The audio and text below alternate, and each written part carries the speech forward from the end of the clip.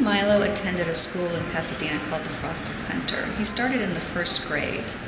And the Frostig Center is a really special school. It's only 100 kids, grades 1st through 12th. They all have learning disabilities, dyslexia, Asperger's, autism, a lot of wide range.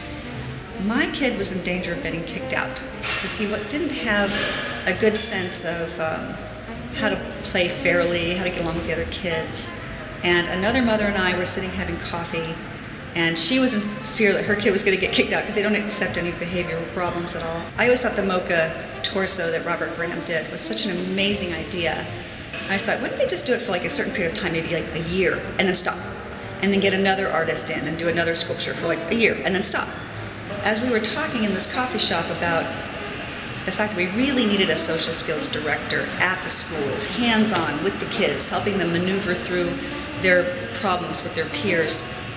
And that was going to take a lot of money, and other parents had been asking for a social skills program. And so I said, why don't we try this edition sculpture idea that I had, and we'll start a social skills program. But it really started out as just we were just going to do a one-time thing. Let's sell 200 editions of these little 5 bronzes in a box for $5,000 each, make $1 million, and we'll be done. So Charles Arnoldi was doing these little potato sculptures at the time, and so he would go to Gelson's and go to the market and pick out bunches of little potatoes, and then he would have my husband make molds and then cast them in bronze. And then he made this little one for us, and it's called Cry Baby. And he actually does these and sculpted and larger than life size too as well. So it was a really cool thing. And then Michael Mcmillan, this is a maquette of a real piece, a real suitcase that has a peephole. And when you look in the peephole, you see an entire studio inside the suitcase with a light bulb hanging down. It's really extraordinary. So this is his maquette for this. Really beautiful. And then Ken Price did a ceramic piece that he decided not to fire because it would shrink too much. So he brought that on the airplane specifically and handed it to me in person, which was so incredible because he's really truly one of my favorite artists of all time. And then Sarah Perry did you can see the face in the dead bird there. That's called Speak For Me. And then Gwen Murrell, this is actually a maquette as well for a dog, a larger dog. So these all come in a beautiful box. So about 6 or 7 years ago, I got a phone call from Celia Piazza. I came on board and I didn't know anything about what this meant, social skills programs. So I went to my first meeting, and I tell this story a lot, but it's really what got to me and what I think anybody can relate to, which is that I sat down in this meeting and I was with 2 or 3 mothers whose kids all had specific issues and went to a school called the Frostig Center. And I said, you've got to help me. And I said, I'm thinking of social skills as manners. And it can't be manners. You didn't raise that much money teaching kids manners. So can you explain to me what social skills means? And I remember saying, what happens if your kid doesn't have social skills? And one of the mothers looked me straight in the eye and she said, well, my son would never have a friend.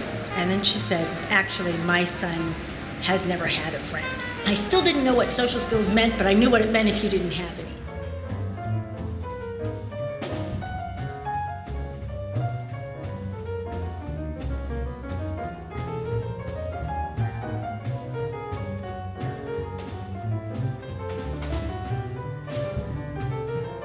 So this is the Nancy Rubens piece. I've been in New York, and it was wintertime, and I saw her amazing, amazing sculpture called Pure Pleasure Point. At the time it was outside of Lincoln Center, and it's made out of real kayaks and canoes and boats, and it's just colorful and 68 feet and spectacular.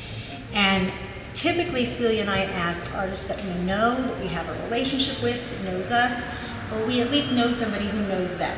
We had no connection to Nancy Rubens, and every year a good friend of ours who's really helped us a lot, named Jeannie Denholm, who has a gallery herself, Scape, said to me one day, who's on your wish list for next year? And I said, well, Nancy Rubens, but we don't know anybody who knows her. She said, oh my gosh, I'm seeing her Thursday. So I immediately said, oh my God, please, please. And so Jeannie did a little promotion, and suddenly I get a phone call, and it's Nancy Rubens on the phone. She said, hi, I heard about your collection. She said, so let me understand this.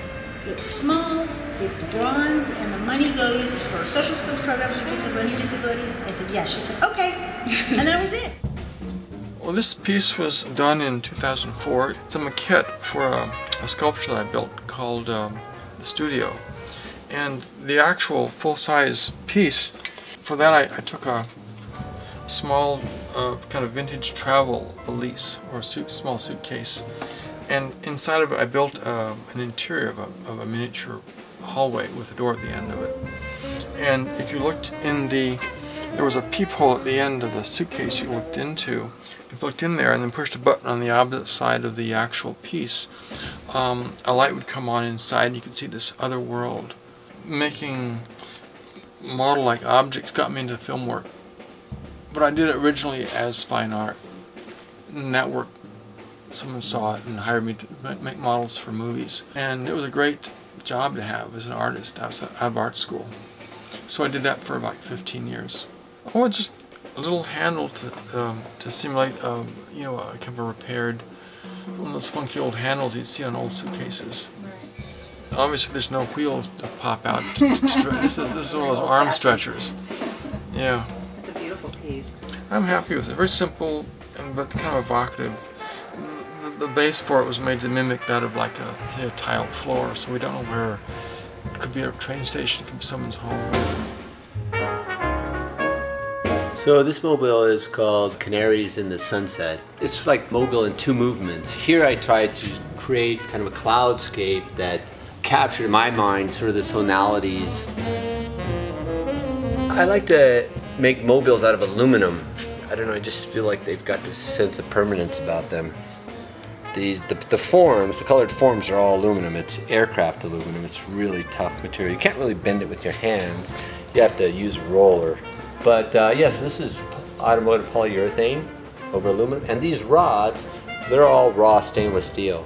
But in this case, I wanted to sort of bring the sunlight as if the fragments of sunlight were also this flock of birds. So this to me is sort of an abstraction of a sunset with, you know, birds flying. And the mobile itself has very different kinds of movement because this is sort of circular lumbering forms that move very slowly.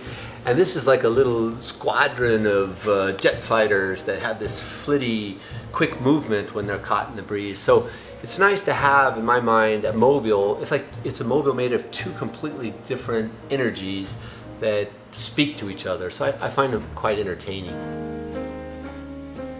So this is the exquisite piece that Lita Albuquerque made for us. It's glass, and it's got a 23-karat gold leaf underneath it. And there's honey injected into the ball. I love to show this to people and see the honey move. The bee is made out of resin. We call it the bee in the ball in the box. This is actually a black box that it comes in, and I had first placed it on somebody's piano, and it looked so amazing with the black piano. I called Lita and I said, it has to have a black box. And so they used the lid of the box as the base. I'm really interested in the metaphysics of color, how color affects the perceptual system, and also alchemically how it functions. It has to do with light. I mean, gold is the metal that lasts the longest, for one thing, and as human beings we really have a fascination with gold. And so how we take in a color like this, how we take in gold, and the fact that when we look at sunlight, what we're really looking at, what we're really experiencing is starlight, that whole notion is what really interests me and how that affects us. The whole idea of doing things with bees came from an image that came to me when I was in Egypt. And blue and gold are very Egyptian colors, of course. I was in Egypt for the first time. This was in 1988. I was near the pyramids, and I just got this flash of seeing the Earth from space that only had one continent. It was like one landmass, and it was in the shape of a honeybee. And I thought, well, that's interesting. I wonder what it means. And I researched it, and it turned out that the honeybee was the symbol of Lower Egypt in Egyptian days. Through more and more research, I found out that the bee is the connector between the earth and the sky. And an art historian from Philadelphia had done some research and found out that bees pollinate to the rising of certain stars. Right? Stars are suns, suns are gold, bees, flight, you know, that kind of thing. So that relationship again. And then I realized that embedded in the culture of Egypt is that relationship between the earth and the sky. They were in pharaonic days about that. So that little piece is a little piece of that, right? It's a little piece of that idea. And then, of course, using the resin and the color, and it's all about that. Chris Burton's actually really good friends with a lot of the artists who we asked the first year. He knows Chuck very well, and Gwen and Michael and Ken. And he's married to Nancy Rubens, so Nancy Rubens, when she said yes, then the next year we thought, well, why don't we ask her husband? maybe he'll say yes. And he did. I actually saw a show at Fred Hoffman Gallery years ago of Chris's submarines. And you walk into the room and they're just, each individual little submarine hanging from the ceiling. It was the most extraordinary show I'd ever seen. So I really had wanted to get him. And he has sort of a fascination with war toys, and in fact he made a little piece with 2 tanks coming out of the foam as if they were rising up out of some bunker, and it comes in its own little box, which the pieces go in here and then it turns over. This is the lid. So one of the really cool parts of my job, which is completely volunteer, so I got to get my perks where I can, is that we get to go into each artist's studio and imagine Kate's and my delight when we walk into Chris's studio and find out that he's been building Metropolis 2, this enormous on-site city with cars zooming all over the freeways, and it turns out that it was destined for LACMA and is now installed there. This is the piece I did for the Frostig Collection. It was the 3rd sculpture I had done. I had done 2 other pieces that I wanted to work, very simple pieces, and this was the 3rd in the series. This is Chet, named after the bellman in Barton Fink. It was right when my father passed, and so it looks a little bit like him, the big nose and all that. And I had this in my studio, and a collector had come up to preview a show of paintings and had seen something about Frostig in my studio. And this was a very successful man from down south, and he got tears in his eyes and he said, I hadn't thought about Frostig, but he said, I had severe learning disabilities and my mother would drive me every day from southern Orange County to Los Angeles. And he says, I'm the success I am because of Frostig. And then I thought, well, I did the right thing. This was the 2nd piece I did. I had never done a stone lithograph and I was curious to try it. And so I had the opportunity to work with Toby at Los Angeles Press. This is called Preserving Life, because that's a bit of what Frostig does as well.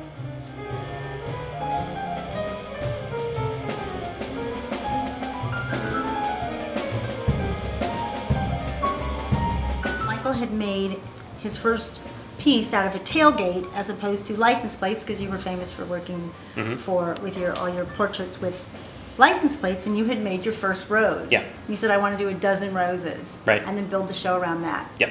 And then exactly. we found the space. It was the Museum of Design, Art, and Architecture. We found the space, and we started with the roses. So when I asked Michael if he would do a piece for the collection, being a huge fan of the roses and having that relationship already with him, I asked him if he would do a small version, because typically they're large, they're on the wall. Color blindness is one of the most interesting things to me, and I've had the honor of going with Michael to junkyards, which is so much fun. We go and cut up cars, and he'll say to me, what color is that? And I'll say, orange. And he'll say, what's orange? Right. And I'm trying to describe orange. Is it pretty? It's pretty, get it. We got a school bus once, we got, a taxi cab, a school bus. So stunning. And he doesn't see these variations. He doesn't see differences of blue or differences of green, or what do you see? I see metal, a material. I see that that's yellow, green, something. I know it's not red. I'm not, there's degrees of colorblindness. And so, but I definitely don't see shades and I don't see tones, but I see the material. And first what I see is something rustic and something that was old and made new again.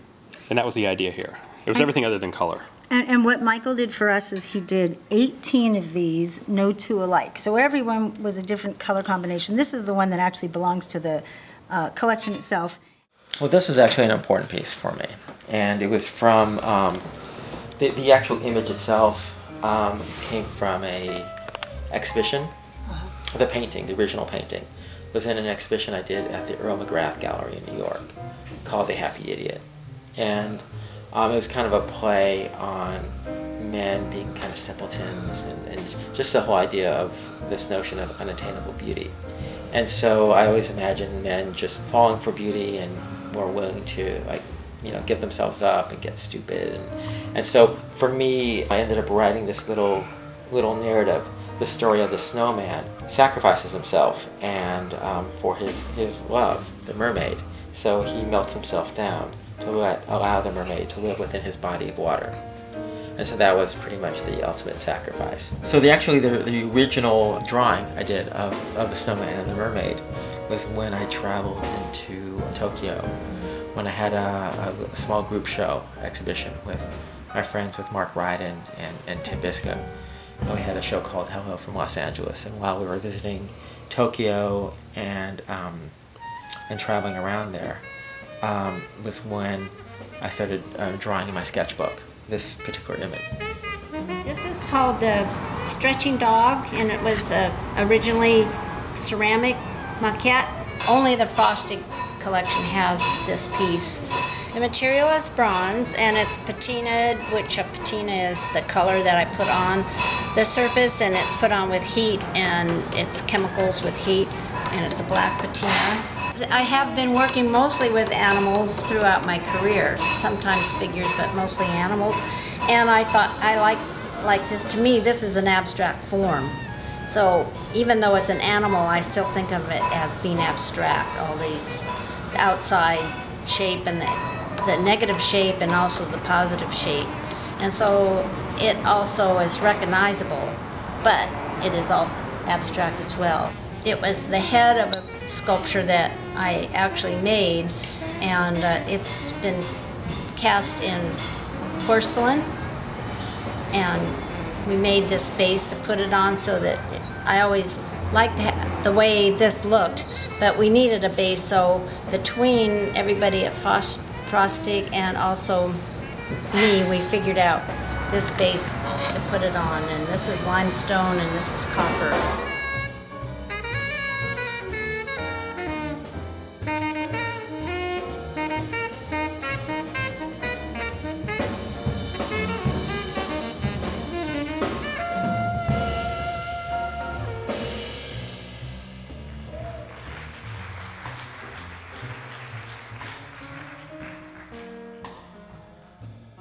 I started this body of work with Kate for Frostig because she wanted to sort of both celebrate the artists as well as the collectors, and having the collectors have an opportunity to both collect the artist's work as well as then be able to get a portrait of them. Lita was, she's a beautiful woman, and in painting her, I was particularly taken with her eyes and that, and her work, and so it's not a particularly glamorous painting of her, even striking likeness necessarily, but it's I do like the painting a lot, and it's more inspired by who she is and what she's done than it necessarily being a likeness. I'm not that much concerned about likenesses personally. I think likenesses sort of happen. This is Brad. So I think the likeness is just sort of a byproduct of working from the subject, but that's not what interests me. What interests me is the paint.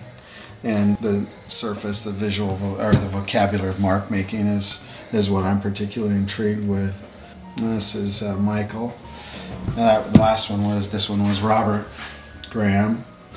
And we have Ed Moses. Great. I've loved Ed's work from the first time I saw Ed's work was in 1982. So I had just come to Los Angeles to go to the Art Center in Pasadena. And this is Kent Nelson, a dear friend of mine, one of my best friends. And this is Ken Price. And so you have the blue sapphire glass with a chamfered edge in the back of in there, and this is kind of what the deal is. And of course Chuck Arnaldi, whose work I also admire and have for years. I love all these guys. They're terrific artists.